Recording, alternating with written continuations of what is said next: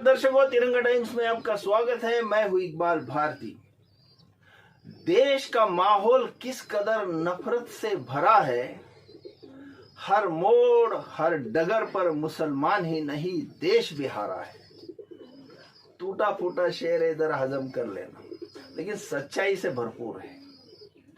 खलीफाओं के दौर में सारी दुनिया को मुसलमानों ने राजनीति सिखाई, लेकिन पिछले कई दशकों से ये देखा गया है कि मुसलमानों को राजनीतिक शऊर नहीं है। ये मैं नहीं कह रहा हूं, ये कई विद्वानों का कहना है और मुझे ये लगता है तो बात तो सही है। होना ये चाहिए था कि मुसलमानों को हर राजनीतिक पार्टियों में होना चाहिए। इससे बढ़कर यह होना चाहिए कि ऐसी मुस्लिम लीडरशिप होनी चाहिए थी जहां सभी समाज के लोग होते और सभी को इंसाफ मिलता, लेकिन ऐसा कुछ हुआ ही नहीं।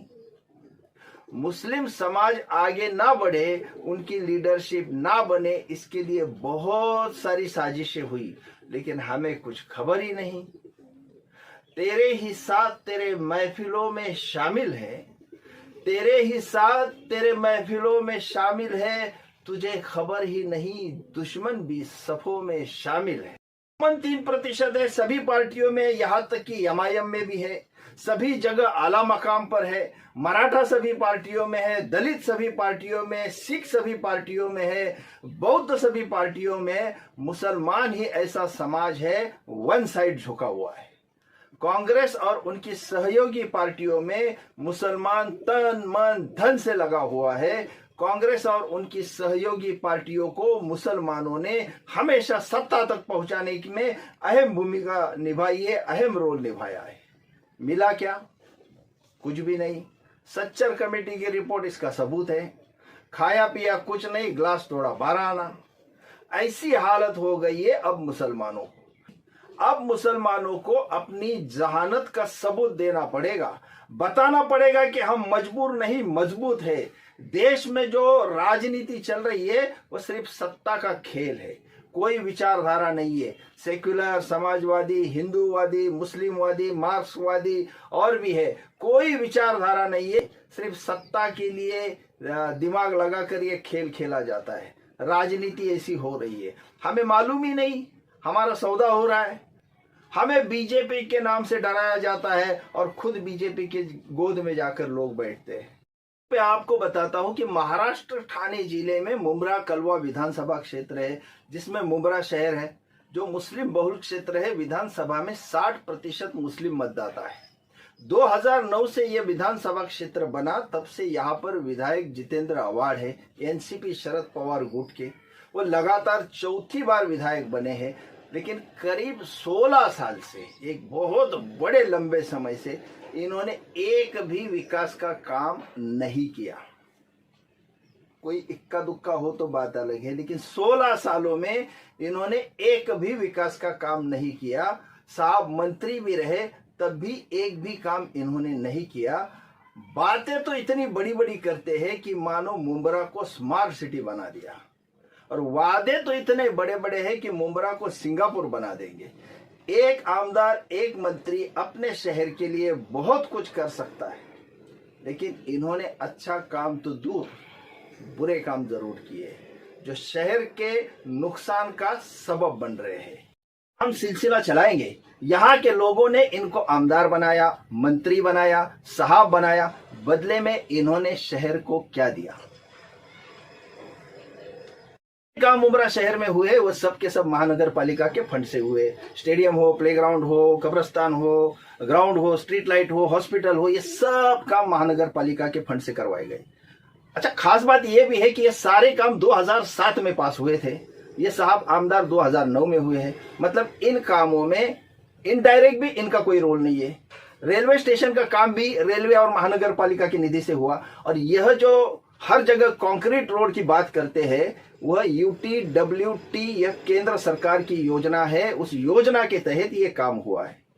ये बताए कि इन्होंने अपने आमदार निधि से कौन सा काम किया। उनके इतने लंबे समय से आमदार और कुछ साल मंत्री रहने के बावजूद कौन सा कॉलेज लाया, कौन सी यूनिवर्सिटी लाई, कौन सी सरकारी ऐसी योजना लाई जिसके तहत यहाँ के लोगों को लाभ पहुंचाया, कितने लोगों को रोजगार दिया, कोई इंडस्ट्री लाई क्या? ऐसा कुछ हुआ ही नहीं।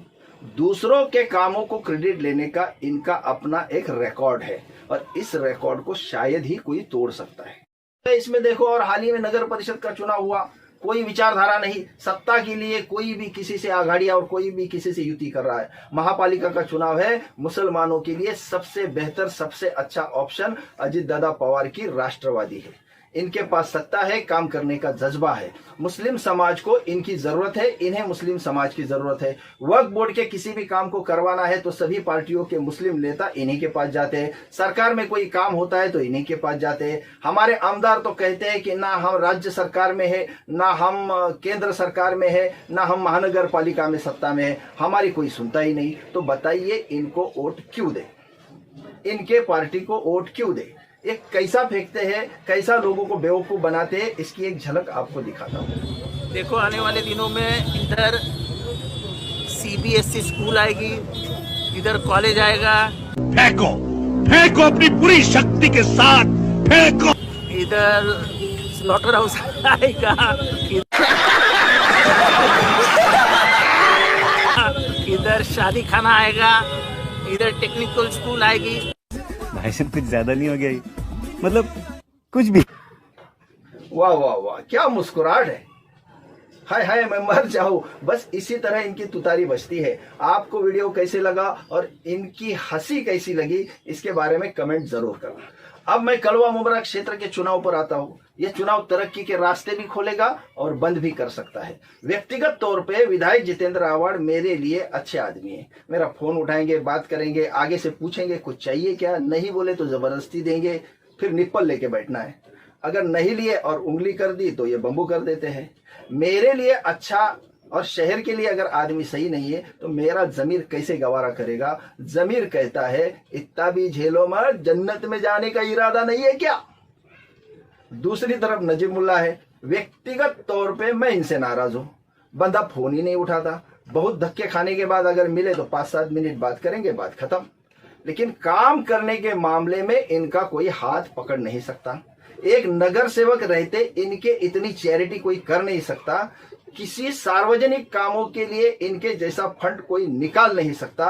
इनके जैसी प्रशासन पर पकड़ किसी की भी नहीं है। मैं नाराज हूं तो कोई बात नहीं, शहर मेरा विकास की राह पर चलेगा तो मेरे लिए काफी है।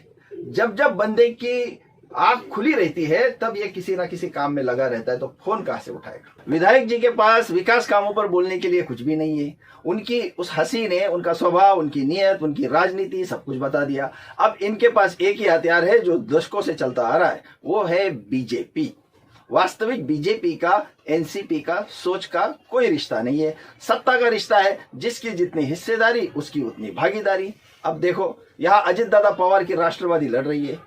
इनका अभी से प्रचार हुआ है कि बीजेपी आ गई, बीजेपी आ गई, देखो देखो इनको वोट, बीजेपी को वोट। साहिबा, इतना भी झूठ नहीं चलता ना।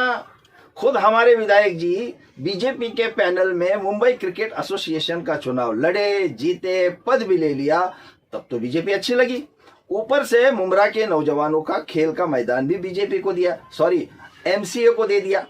मैं जनता को बताना चाहता हूं कि विधायक जी ने 16 सालों में जितना फंड विधायक रहते, मंत्री रहते नहीं लाया होगा, उससे ज्यादा फंड अजित दादा पवार ने नजीब मुल्ला के हाथों मुमरा कौसा के डेवलपमेंट को दे दिया।